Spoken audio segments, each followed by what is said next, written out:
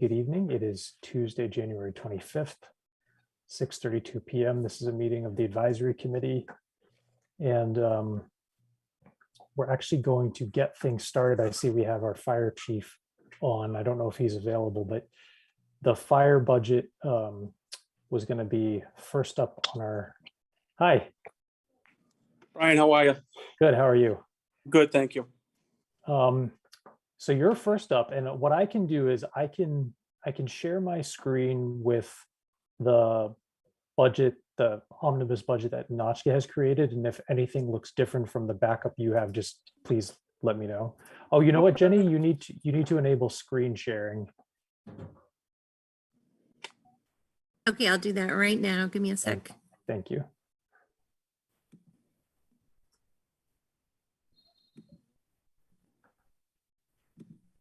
All right, you're all set. Great, thanks. Before I shared my screen, Chief, did you want to say anything or just get right into it? Why don't we get right into it? Okay. All right, can you see that? Yes. Okay, so yeah, just feel free to walk us through what we're looking at. Okay. So we have the salaries. My contract was just signed. This is the updated new total. The 750 is for inspections. If an inspection happens after hours of the full-time firefighter or myself, that funding is used to pay the inspectors for smoke or CO inspections.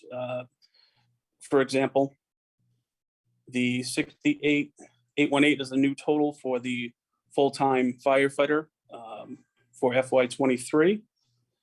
The 215,900 is for all firefighter wages.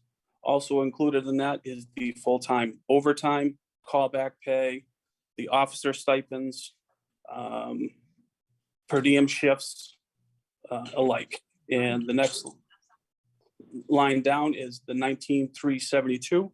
It is the town's portion of the cadet program to pay for salaries for the year 1 instructor, the year 2 and 3 instructor, and the coordinator position. So that is the round out of the salaries. Any questions with those? I just had I had a specific question, but then also a question more in the, I guess, the public interest, which is, could you just briefly walk through how firefighters are scheduled? Because I think most people in town by now probably know that we have a full-time chief and a full-time firefighter, but everything else I think may be a bit of a mystery to some folks that don't follow this. Absolutely. So right now, the station is staffed starting at 7 a.m. With myself and the paramedic staff, which is per diem. They pick up shift from 7 a.m. to 7 p.m. The full-timer works 5 days a week, 8 hours a day, comes in 10 to 6. The call personnel, if a call comes in, they are paid by the call, 2-hour minimum for calls, and that's both fire and EMS. If there is a per diem shift or a backfill to the full-time firefighter for benefited reasons, vacations, some holidays, the per diem shift is filled. One of the call members comes in, is paid at a set hourly rate to cover that 8 hours. Weekends, now with the paramedic staff, we have a BLS or a firefighter driver for the paramedic. So that again would cover the BLS staff. There are 3 levels when we talk about per diem. There is a firefighter pay, there is a firefighter EMT rate of pay, and there is a EMT rate of pay based on qualifications for the position and the position to be filled. Does that break it down a little bit more? Or would you like me to expand on a particular spot? No, that's helpful. That's really helpful. The other thing, I guess, is could you give a sense overall of how many call firefighters we have access to? Yes. Bear with me 1 second. We currently have a total staff of 50. That is inclusive of firefighters, firefighter EMTs, and EMTs. The breakdown would be 22 EMTs, 30 firefighter EMTs and or paramedics, and then 8 per diem paramedics.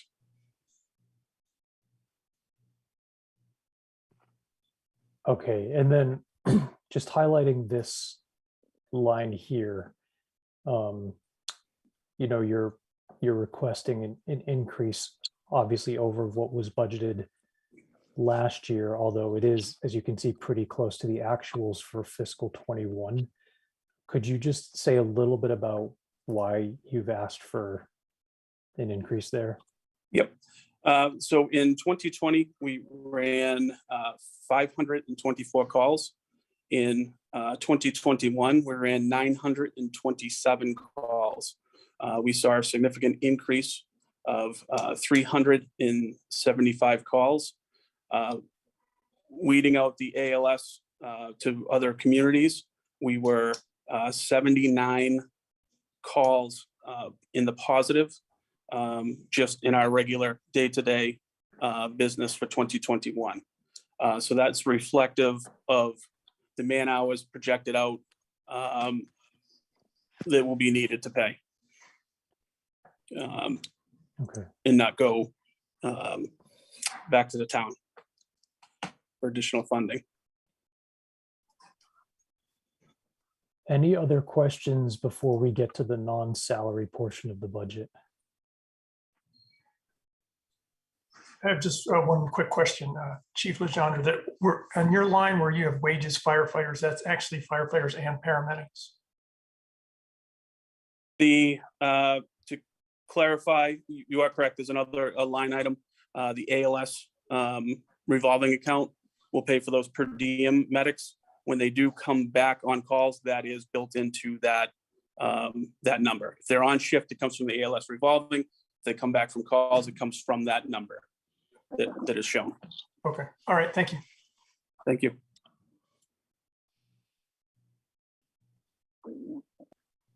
Okay, if there are no other questions about the salary portion, we can keep going. Okay, so moving down to line 5200, we do see an increase there. The additional funding every 2 years, the stretchers in the ambulances, the cardiac monitors, the Lucas CPR machines need to be PM'd and serviced. So that is the increase from a quote received that we are anticipating in FY23. ALS service, we see a decrease of 5,000. We are covering more hours. Even though the total budget kind of remains about the same, I've moved the 5,000 to other areas of the budget that we're going to see an increase at. So I anticipate as the years go on, we're going to see that number steadily decrease as we cover more and more of our own ALS hours. Coastal billing, along with the increased billing of the 5% rate of collection, excuse me, 1 second, the collection rate of 5%, the company takes as our call volumes go up, so does that 5%. So embarking on what we have for calls, that's what I anticipate to cover that our billing company. Electric, I don't see any change in. Repairs will remain the same. Training will remain the same. We're doing a lot more in-house, so we don't need to see an increase in that. Supplies, we have the same supplies as just general station supplies to get ready for office needs, cleaning, things of that nature. Operating supplies, that's our replenishment of medical supplies. Our usables and are going to remain the same as well. Gasoline will remain the same. We still have a 50% left in it, even with the increased price of gas. Same with diesel. Automotive will remain the same. That's going to again cover vehicle inspections, light maintenance on the vehicles. The uniforms will remain the same. We were fortunate enough to, in that number, as well as personal protective equipment, we were lucky enough to get 22 new sets. So I didn't need to increase that line. That was done through the CARES Act. Dues and memberships, no anticipated increases for our district funding or participation in Fire District 8. FCAM, Fire Chiefs of Massachusetts, no increases, so we're good there. The 20,000 to update, replenish a fire pond will remain, because as we discussed, I think last year we hit on this pretty big. It's a cycle. We pick a new one every year and continue, and then just start over again as need be. Recognition, $1,000, and then equipment, 7,500. We were very fortunate with grants this year for equipment, so I didn't see the need to broadcast out any additional increase in that line item.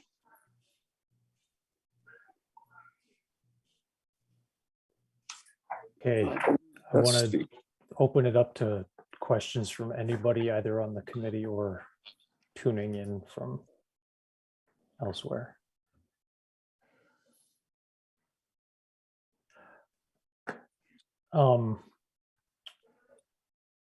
Chief, so can we talk capital for a minute? We can. Actually, you know what? Before we do that, sorry, I'm getting ahead of myself. Nanochka, was there anything on the spreadsheet that was unresolved for you, or does this all look right? No, I think I know there's some union negotiations still happening with the firefighters, right? That is correct. Okay. So yeah. So but actually, we have reserves for. Well, you know what? Could we just for our own understanding, for these salary lines, which of the ones besides this could be subject to a negotiated increase? I think the permanent firefighter, This one? maybe. Yeah. Okay. So those are basically the two that we're looking at a potential change. If cadets wouldn't change, would they? No. See, I have a question from Bob Zakansky. So the wages line items, none of them have a cost of living adjustment in them. Is that correct? Well, I don't really, there's only one person who would be subject to COLA, because they have, it's unlike the regular salary tabs that we see in all the other budgets, because they're call and they have all these different rates and callbacks, and I'm sure Jeff can speak to that. There's not so like, it's not like somebody works 40 hours and they get a COLA. And so it's all kind of baked into that 215 number, I believe. But that's in, okay. Okay. So I won't be making any adjustments to that 215 number for COLAs. But Nanochka, just to be clear, the 5113 line does have a COLA baked into it. Yes, Right. it does. Yeah. Yes.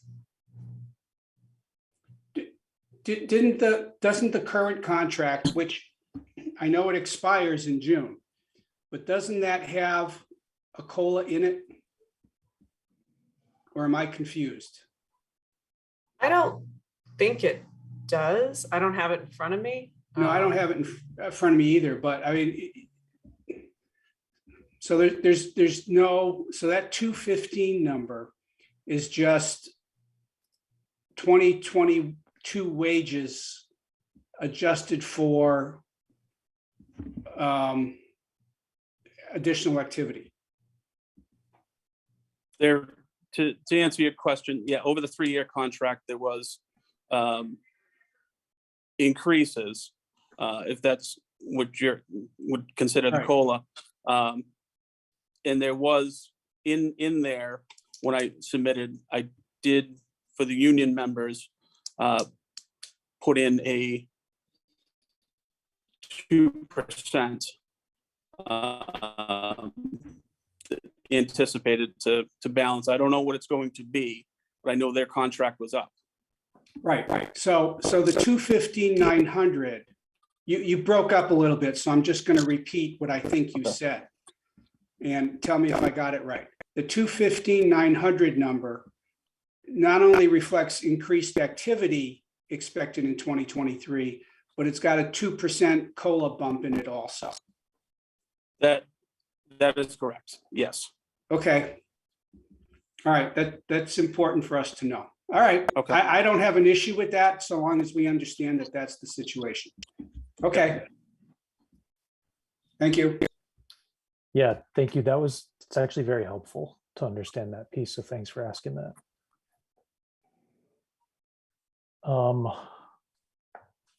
Okay, any other questions? All right, so subject to the possibility that this number does change between now and the end of the budget review cycle, is there a motion to approve fire EMS operating budget for a total of $582,714? I move we approve the fire EMS budget. I'll second it. Okay, hi, Ann. Hi, I'm sorry. I'll face somewhere. No problem, totally understand. All right, roll call. Ann, Hi. Craig, Aye. Bob, Aye. Bill, Aye. and I'm a yes as well. Okay. All right, so let's just briefly chat capital. And I believe, if I've got the latest information, that there's no capital request from the fire department this year, correct? That is correct. No capital this year. Okay, could you just briefly give us a sense of what you're envisioning for the next year or so? So the next year, probably, again, no major purchases next fiscal year. It'll be the fiscal year after, will be a replacement to engine 1. And that is the next one. Okay, so that would be after like that, FY25. correct. And then we're looking at FY27 for SCBA air packs. Oh, I think we lost him.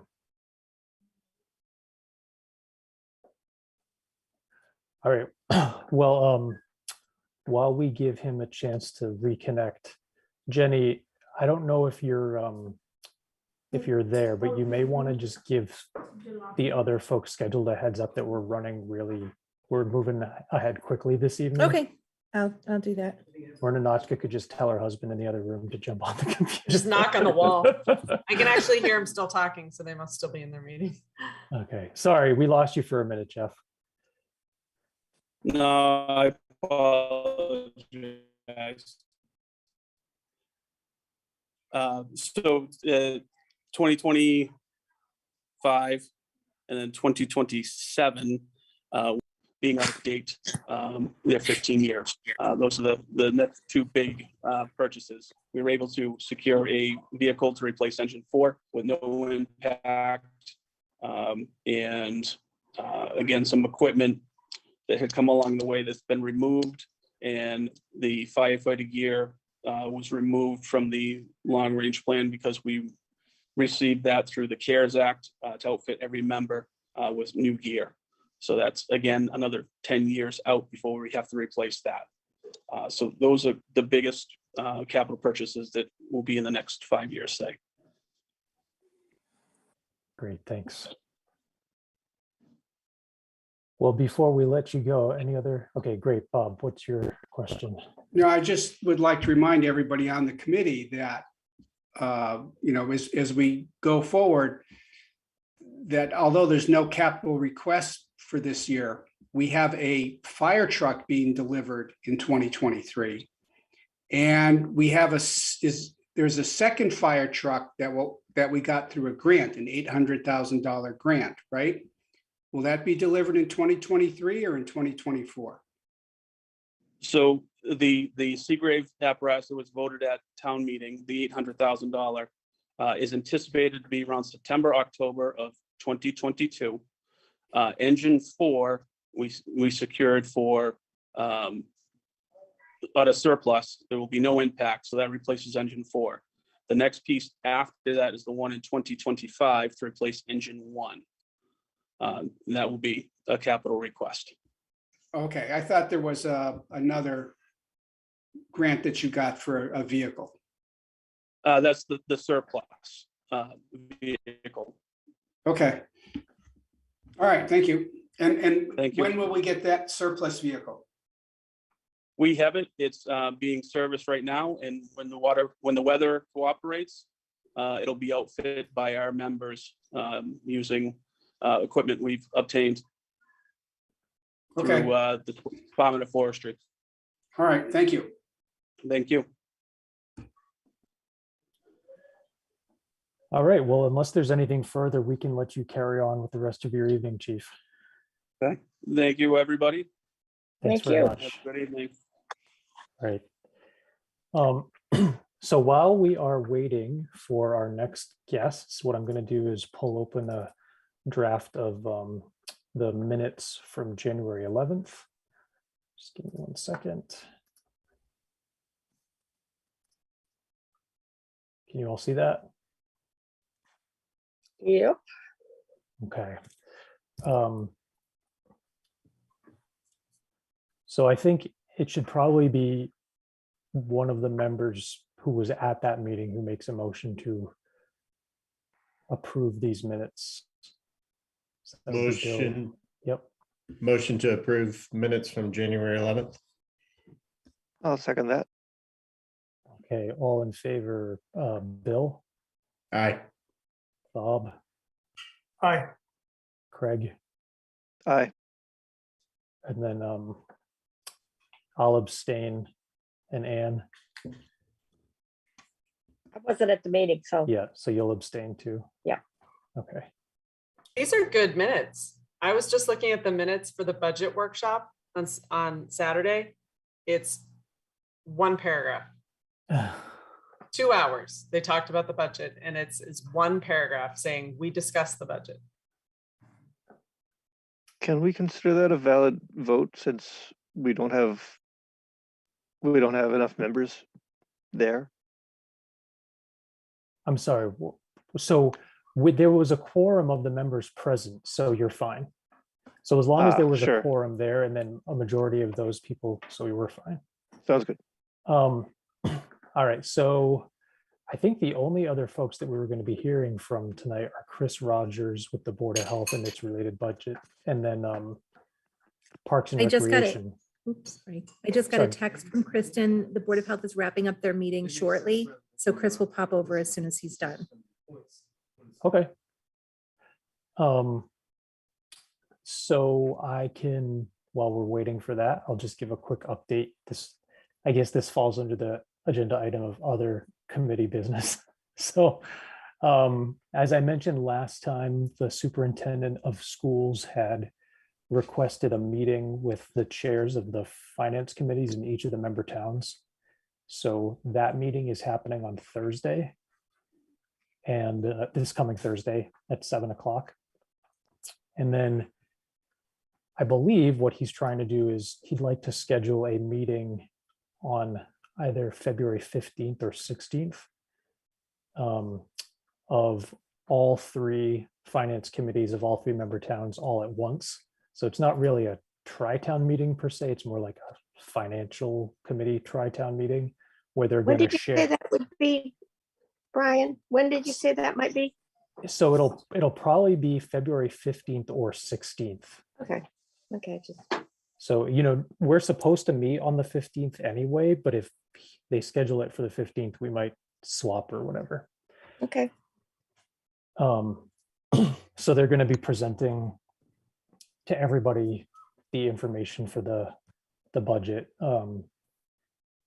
But as Nanachka sort of mentioned, the school committee did have its first run through of their budget on Saturday. They had a 2-hour budget workshop.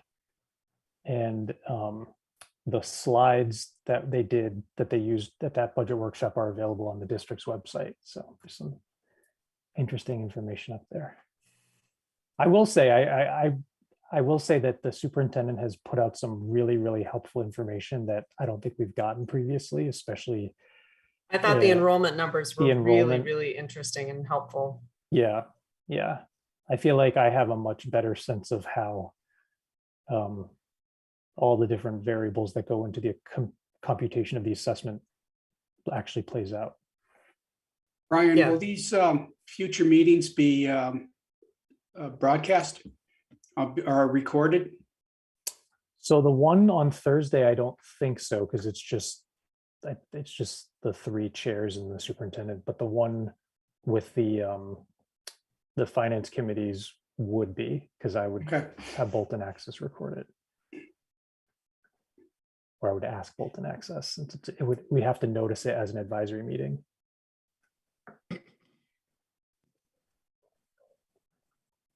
And Brian, do you have any sense of how the assessment might shake out?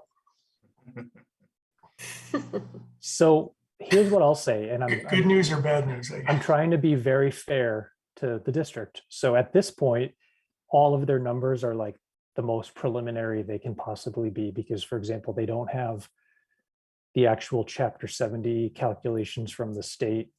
There's a bunch of things they're still waiting on. But with all of those caveats, Bolton is got a 10.33% assessment increase in the slides that were shared on Saturday.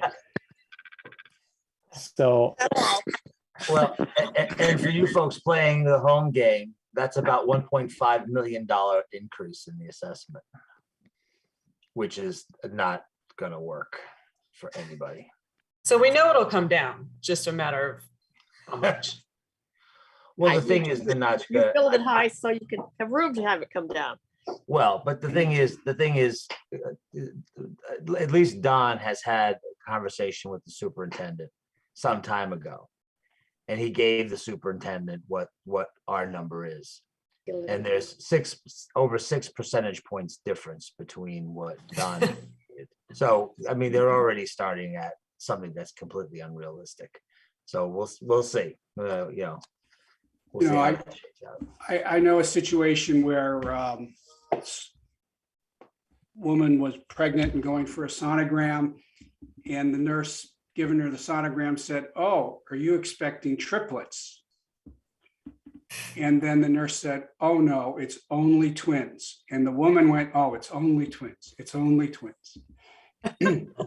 And That's it. so we may, I think there's some comparison between that and the 10.33. yeah.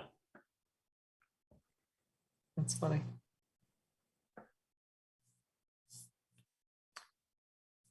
I apologize for the lull, everyone. I will say, I think things happen faster over Zoom. They definitely do. He's on his way. Jenny, we had plenty of time to get Zoom bombed. We did. Here's Chris.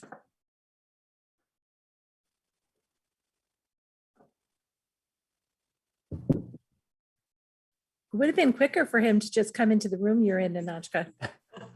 Probably. Then the dogs start barking. It's not good.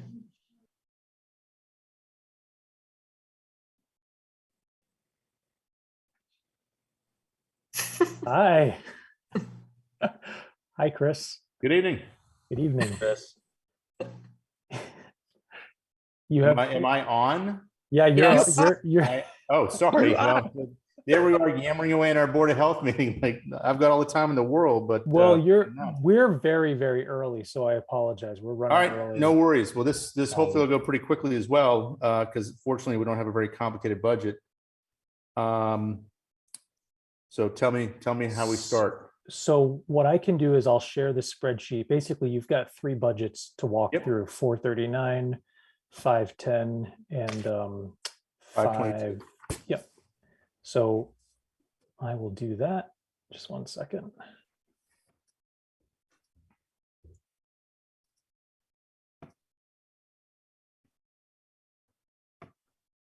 Okay. You all see that?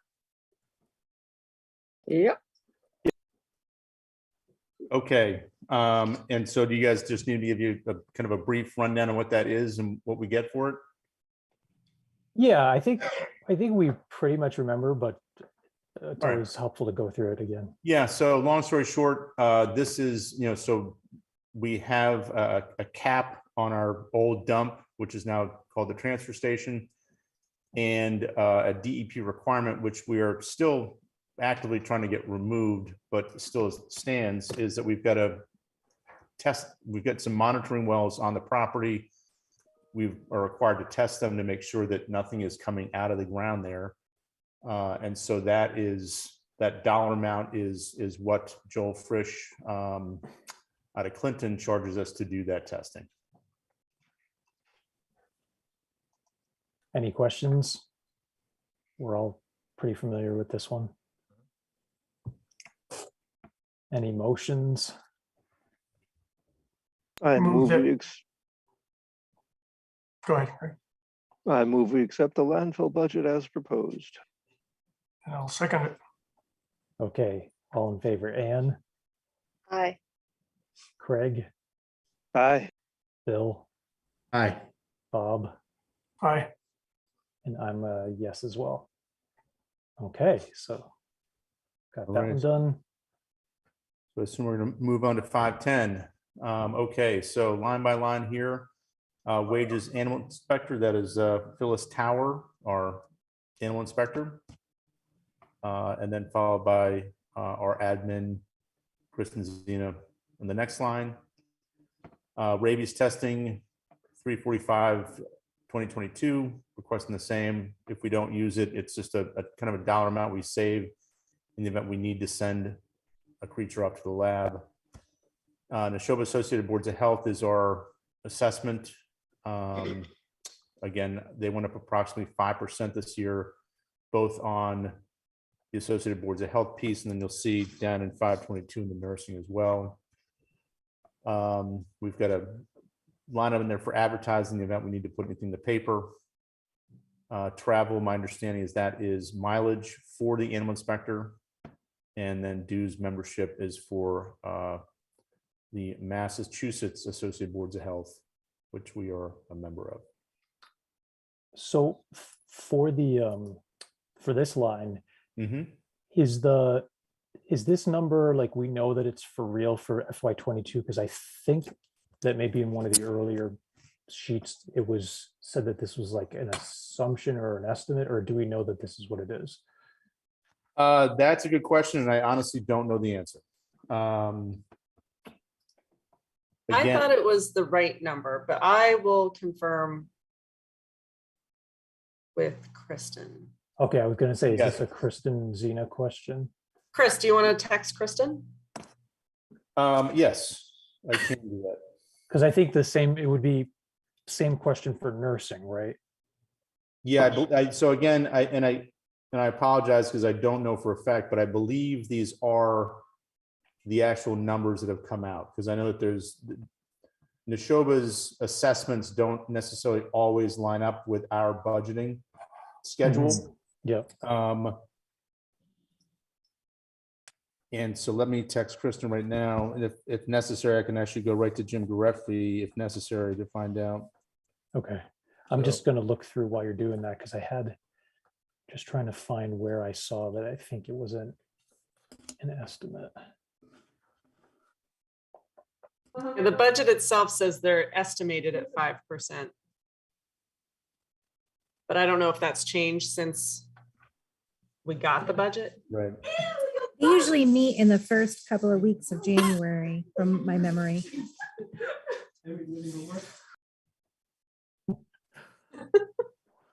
Somebody's got bugs.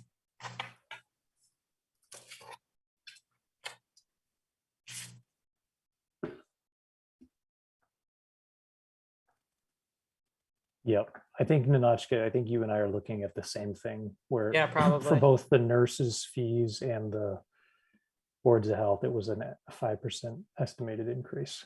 And I think that's what it is every single year. I can't remember it changing.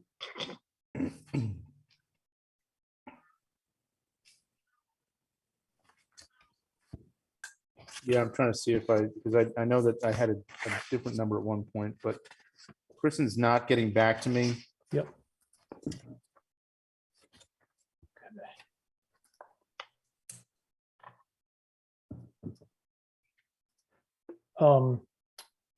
Well, we can, I mean, I also have does anybody else have a memory of it being like 5% last year as well? I think it's Yeah, been. I think it's 5% every year. It Yeah. seems historically, I think it's a pretty consistent 5%. So I think we could probably vote on this as is, and then if we have to adjust the number, we can, but it's probably going to be pretty close to $56,220. Okay, yeah, she's Kristen's logging into her email right now to see if she's got anything from Jim Gareffi. Okay.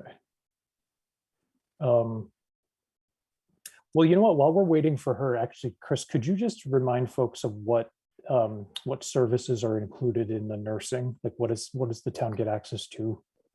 So essentially, nursing, it's a woman named Tamara. She's essentially our town nurse. So she does a lot of home visits. If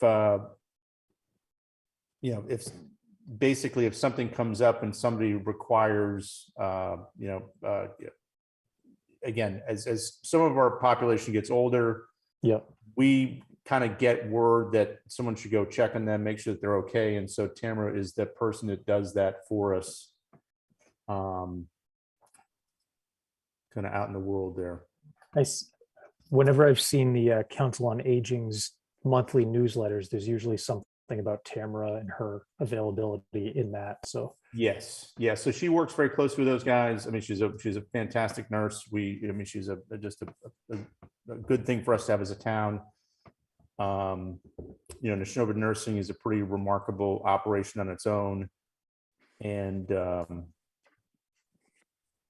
I wish I could better explain what exactly she does, but it just seems like she is always there anytime we need to call her, and always available to go visit somebody or check in and do a wellness check on somebody if we need it. So, yep. And Chris, that's it's a pretty small amount of money for probably what we get for it. But do you have a sense for like how many wellness checks might happen in a year? Well, again, I'm sure it varies, but I guess what I would say is it never seems like she's got any spare time. So I think, more than I'd like. Yeah. So seems like we must be getting a lot of value for that.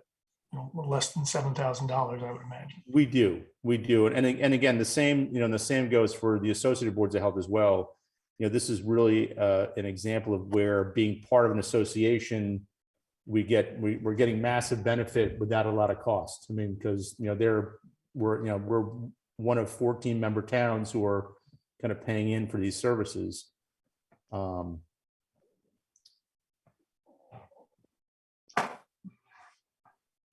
Chris, I have a question. The wages animal inspector, we also have an animal control officer in town, which I assume, can you clear that up?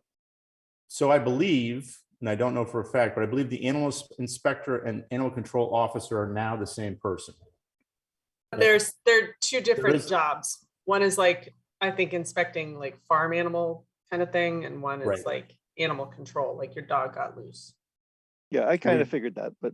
So we did That's- have, I we think did so. once have two people doing this. But I believe Phyllis has taken over the barn inspection piece of it as well. She does have an assistant.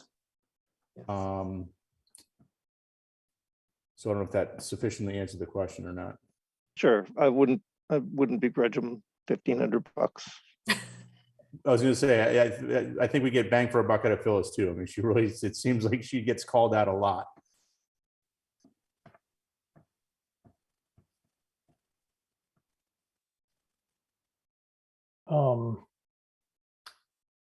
So if we're not hearing back from Kristen tonight, that's not a problem, Chris, but we could probably just go ahead and vote on these Kristen- as is. Kristen actually just texted me that she texted the updated numbers to Chris. So Chris, you might want to So- check your phone. Yep, I did. And so these numbers are actually going up. These numbers that I'm getting from Kristen right now are higher. So I don't know if you guys want to change these in real time or Yeah, Yes. make it. All right, so what I'm getting from Kristen, she just sent me a screenshot for the environmental division. The assessment for 22-23 is actually 17,674.80. so wait, is that for Neshoba Yep, Associated that'd Boards be of for, Health? yep, NABH right there. So what is it again? $17,674.80. Mm. I'm sorry, that's a 17,674.80. Yep,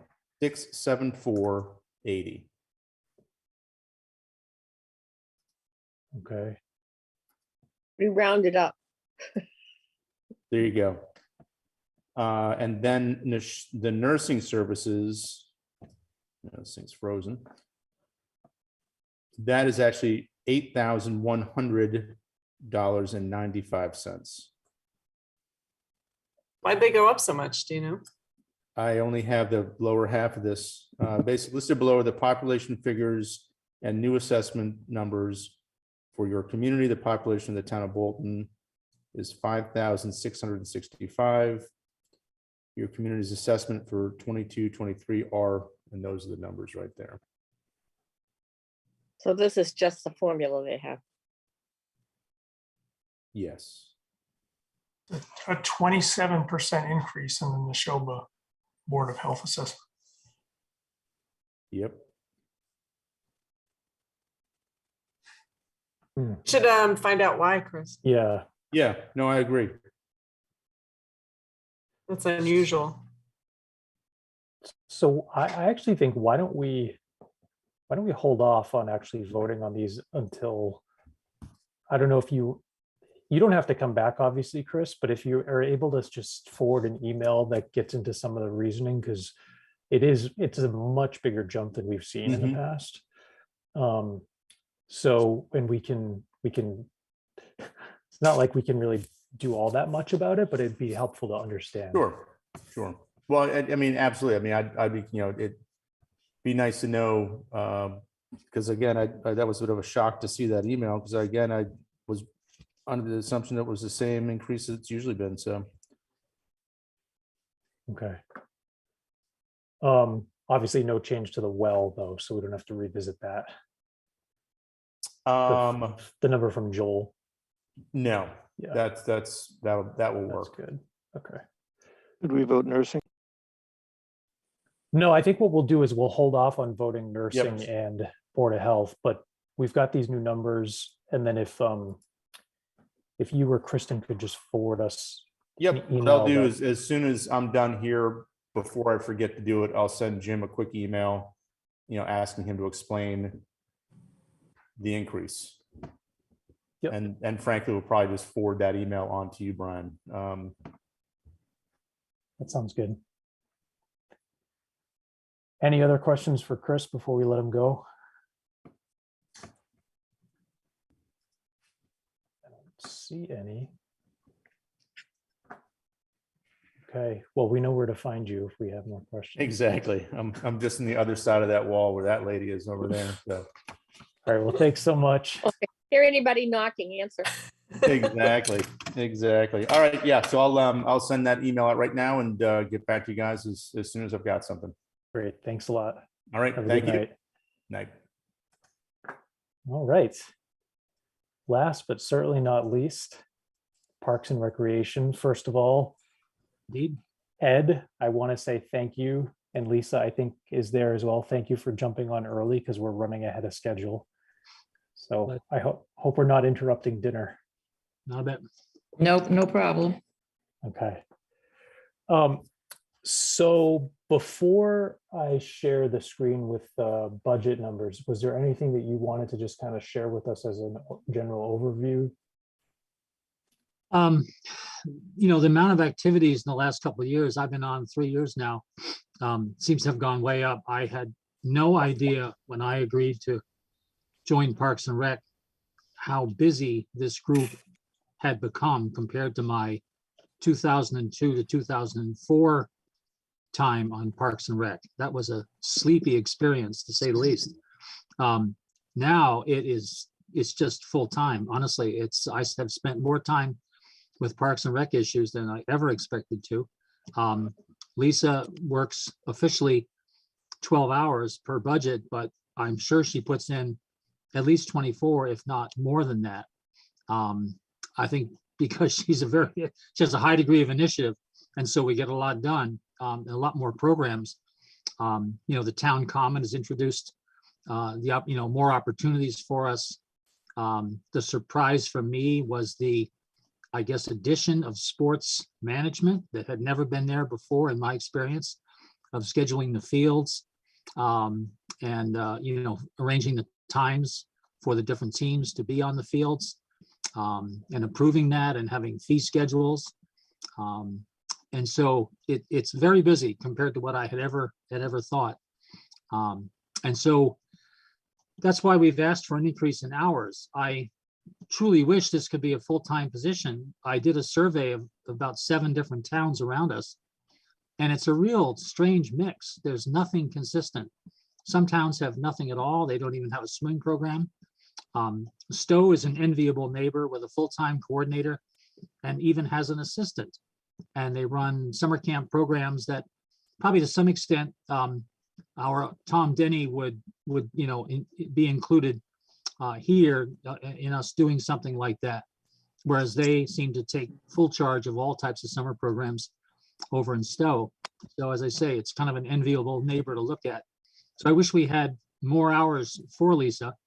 We're asking for a jump from 12 to 19, and even that probably doesn't reflect the amount of time that she's been putting in. So we're we're wanting more, just because we seem to be doing a lot more in terms of programs and so on. Yep. So actually, that's a really good segue to a little bit of a logistical question that we want to clear up at the beginning, which is, I think there have been several versions of the budget, the Parks and Rec budget, that have floated around at various points in this process. Yes. And so what I'll do is I'm going to share a screen which has the numbers that are currently baked into our budget, but which may not actually be what you're asking. So if you can clarify for us what the actual request is, that would be great. So let me share this. All right, let's see. So that's the big change, which may or may not match up with That seems to be incorrect. okay. Lisa and I went over the numbers today. We had 22,602 based on so that number appears to reflect the request for 32 hours full time that didn't get approved by Don and Kristen. And so 22,602 is the number that Lisa gave me today. And that's a 19-hour per week rate. Okay.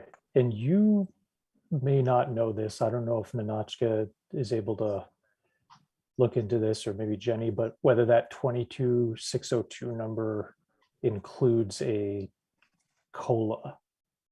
It does. It includes it. It does. Is that you, Lisa? Sorry. Yeah, yeah. It's hard to see Yeah. necessarily. who's Yeah, talking sorry. first. Okay. All right. So then before we go down, can you, well, as we go, you can let me know whether any of these other numbers look like they're from an outdated version. So why don't we start with Parks and Rec coordinator?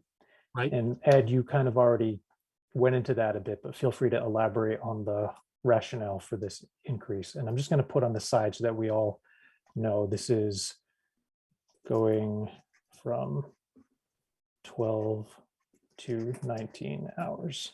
That's right. And there again, as I say, in practical terms, Lisa is putting in what seems to almost be full-time in terms of running the different programs. We just had the skating on the town common this weekend. Was very well received by the public.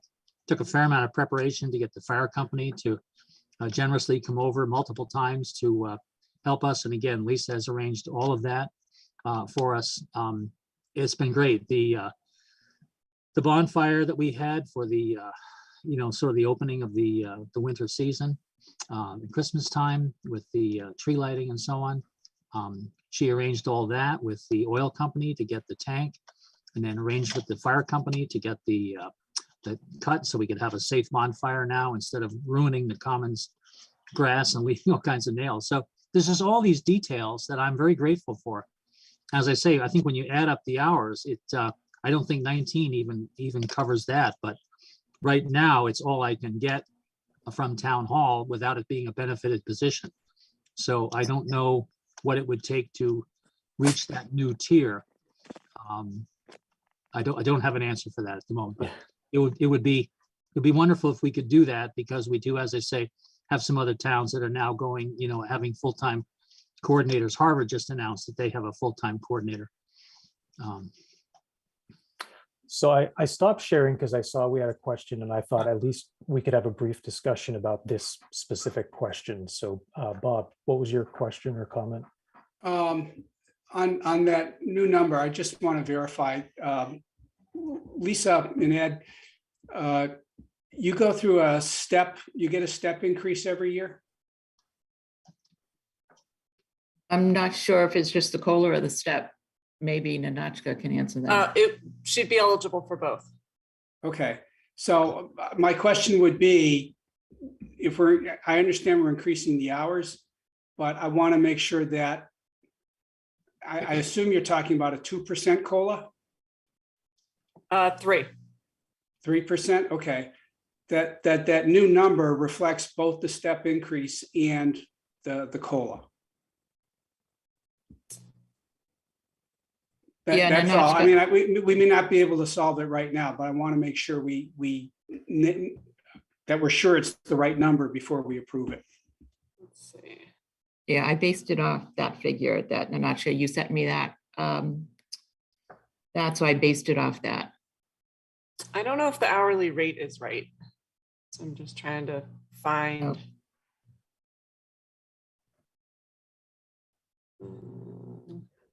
Well, I'm trying to access my computer and it's not working. While Nanachka is looking into that, I did, since we have two members of the select board here, I just wanted to point out a sort of an ambiguous practice, which is that sometimes when there's a request to increase staffing, either by increasing the hours for somebody that we already have or hiring a new person, it seems like that decision is made sort of with input at various levels. There's like the town administrator and the HR level, then there's the select board level thinking about what the town needs as a whole, and then there's the advisory looking at the finances. And so I guess my question, and I don't know if you can answer it, is whether this request in some form or another has made its way to the select board, or at least that you're aware that it's in the pipeline. I don't think so. I met with Don and Kristen to go over this very issue and essentially plead for more hours. And so that's when the message was delivered that right now they don't feel that they can justify a full-time position with benefits, but 19 hours is essentially as high as one can go in terms of trying to offer someone more hours for the job they're doing. So Don and Kristen was as far as I went. Okay. But yeah, this is Stan. I don't believe we had any formal discussion at a select board meeting. about that. So it probably went as far as Don, and that's the extent of it at the moment. Okay.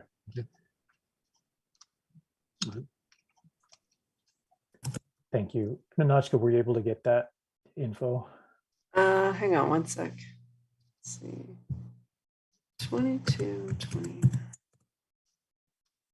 So I have 22,022.52.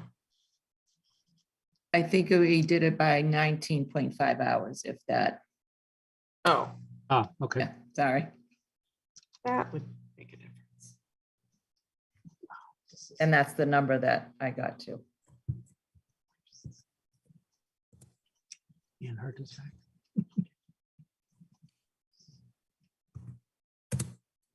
Yep, that's it. I was using 19. Okay. All right. So now I'm gonna share screen again. All right, moving along to the next line, which is wages for the swimming program. So before we move on, did we get confirmation of the answer to Bob's question? Does this include the COLA and step increase? Yes. Yes. It does. Okay, thanks.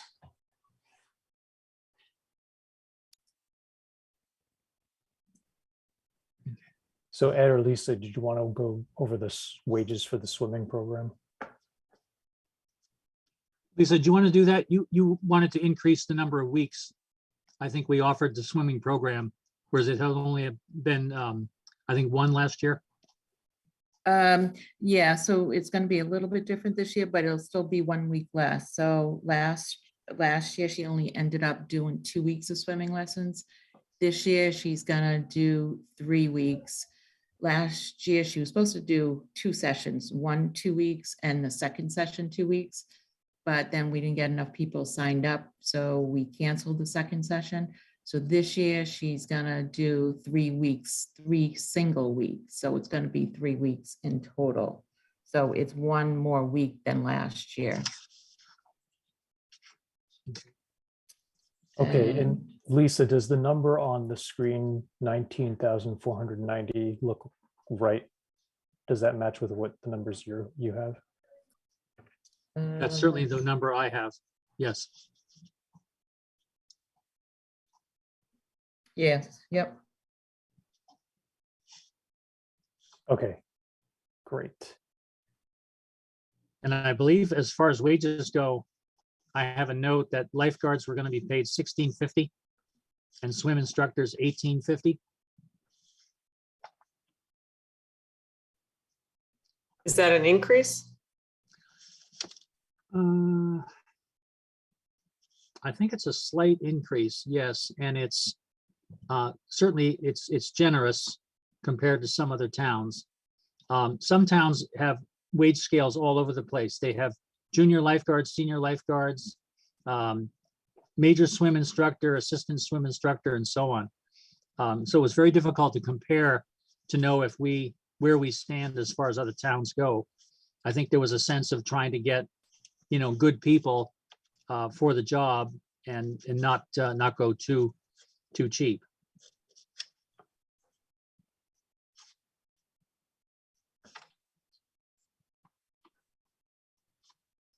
Okay.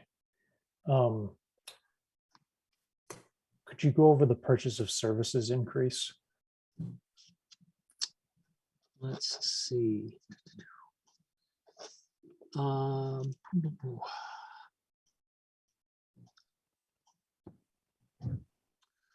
think that's increased porta potties. And those have been expensive because for a while we were having to have them cleaned on a regular basis.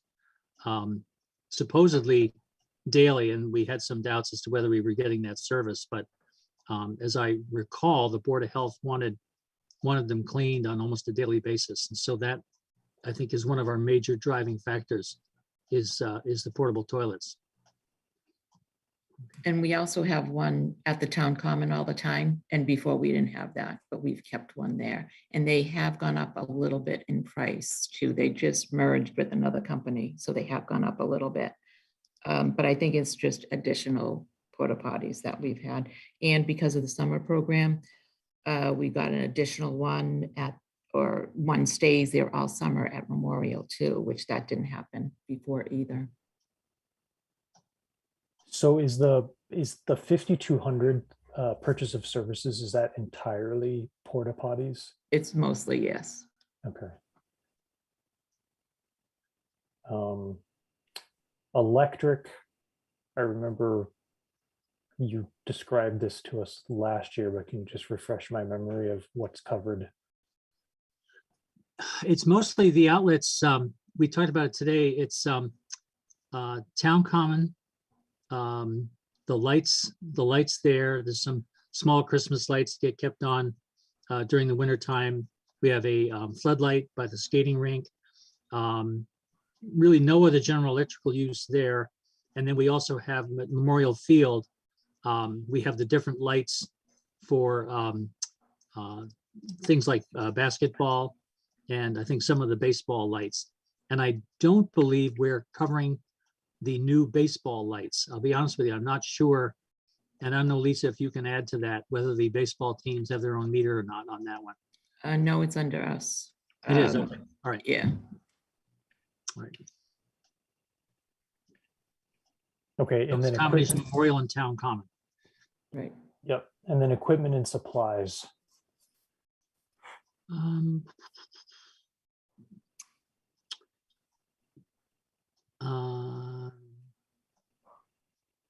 Well, supplies, I believe, is going to be things like some of the candies and so on that we give to the children on the Easter, Halloween, and Christmas. Equipment wise, I think some of them have been the Christmas decorations, some of the lighting and timers at the Town Common. I'll be honest, I haven't gone through it with a fine tooth comb. Lisa, I don't know if you have any more details. Yeah, it's basically, it's just basically all the supplies that we need for all the programs that we're doing, the holiday stuff. Sports? And the sports, yeah, I did use it to buy some of the equipment for the Town Common camps too, the sports camps and the summer camps that we did too.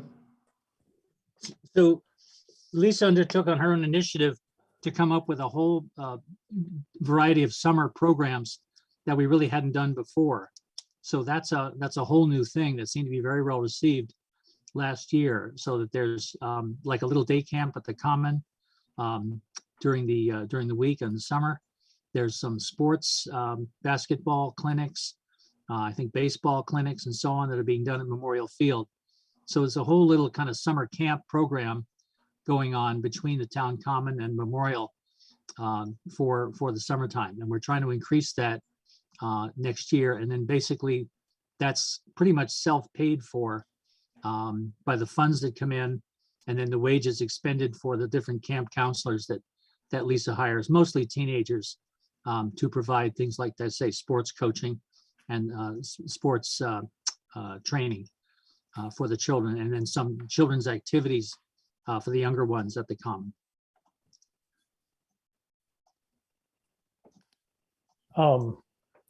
Well, speaking just as a resident for a moment and not as a member of the advisory committee, I will just say that I have an impression as a resident in town that Parks and Rec has really expanded its presence in the past 2 years in a way that I think, again, like as a family with a young child, it seems like a lot of families in that category have been participating. So it's been pretty exciting.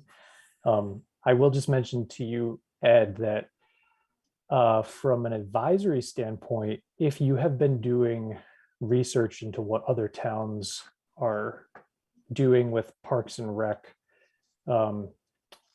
it may make sense for us to have after the budget season, for us to just have a meeting where we talk about kind of long-term vision for the department, because I know that some towns are able to transition the Parks and Rec department into, it's not like a revenue generator, but it is able to generate enough in user fees that it does start to cover the costs of some of the expenses. And so that's something we should talk about. Absolutely. And I think that's the case, as I say, speaking with Stowe, probably the most advanced town that I spoke to.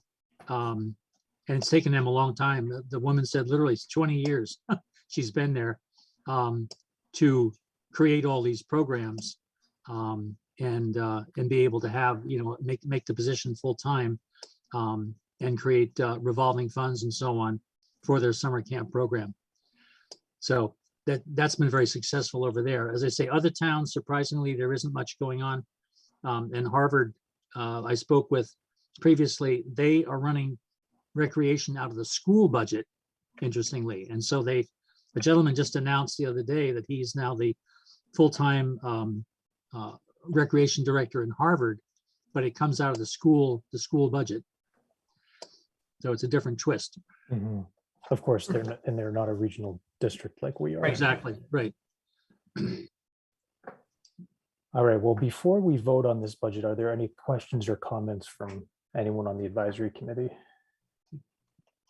If I could just add to Brian, to your comment, I think the presence of having a coordinator in the position, first Ally Webb and now Lisa, is why the number of programs has gone way up.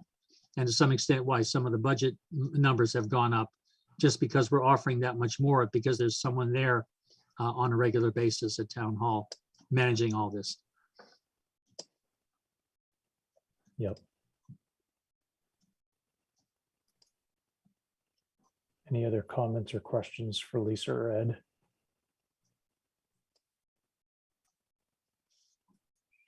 Okay.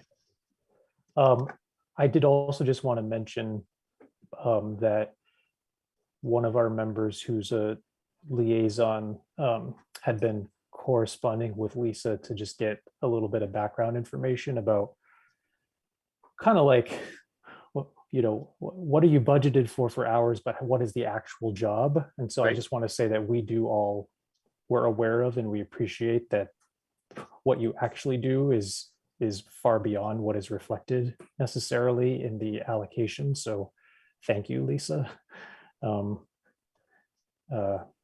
Anyway, on that note, is there a motion? Motion to approve the recreation budget. This is Ann, I'll second it. Okay. Roll call. Ann, Aye. Craig, Aye. Bill, Aye. Bob, Aye. and I'm a yes as well. Okay, well, thank you both for your time tonight.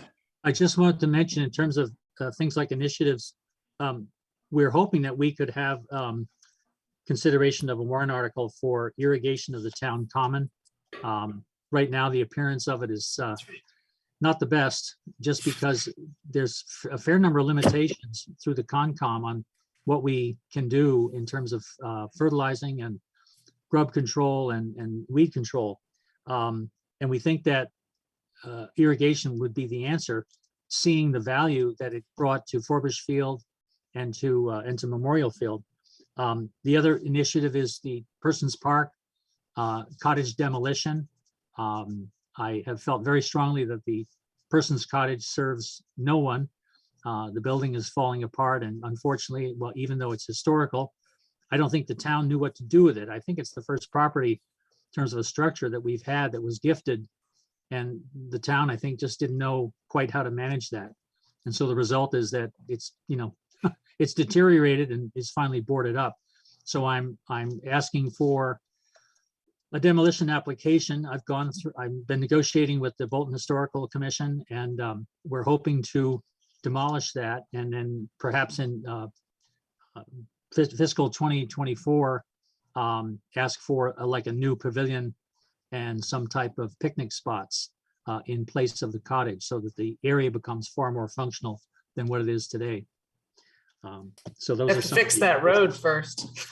Well, I think you're gonna need a surveyor, because my understanding is we go from Bolton property to Boy Scout property to Bolton property. It's kind of winds back and forth. So we've been trying to, as I say, do a good job with historical to negotiate a sensible, unemotional demolition of the building, so that the public is better served for that. And the other issue is, I guess, some of the things like the Memorial Stone House for the veterans. I think that there's been a sense that Parks and Rec has been in charge of that building. But I think from a building and maintenance standpoint, we believe that DPW is a better agency in town to take care of something like a new roof, which it desperately needs. So I need to confirm that with Randy to ensure that he would accept that responsibility. I'm glad you mentioned the irrigation, because I Thank think in my head I had put it under DPW's list, but I now remember it is a Parks and Rec request. So just correct me if I'm wrong. This is the only formal article that you would want on this year's warrant. It's the $22,045 for irrigation. That is correct. That is And correct. So how firm of a number is this? We have quotes in hand, if that Okay. would help, which I can convey to you.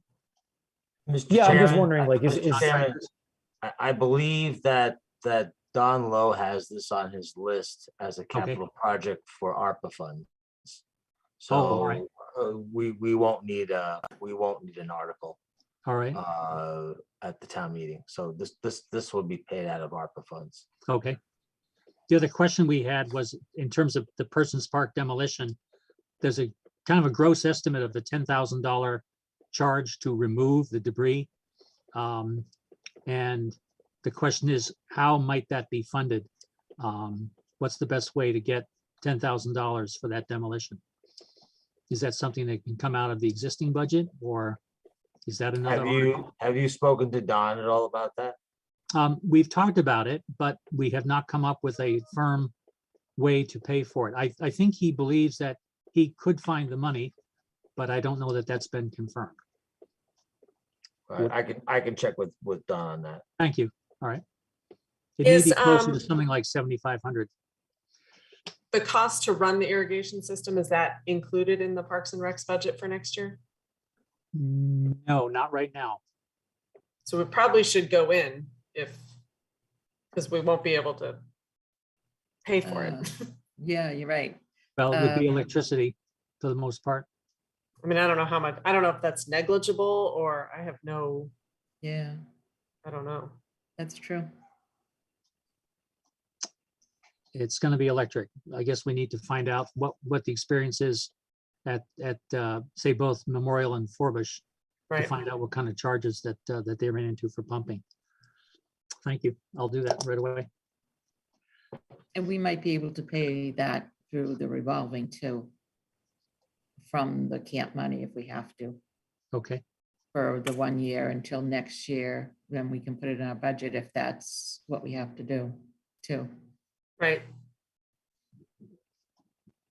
All right. Yeah, I can't Thought about imagine that it'll part. be that much. Yeah, yeah. Electricity did get more expensive though. That's true. True.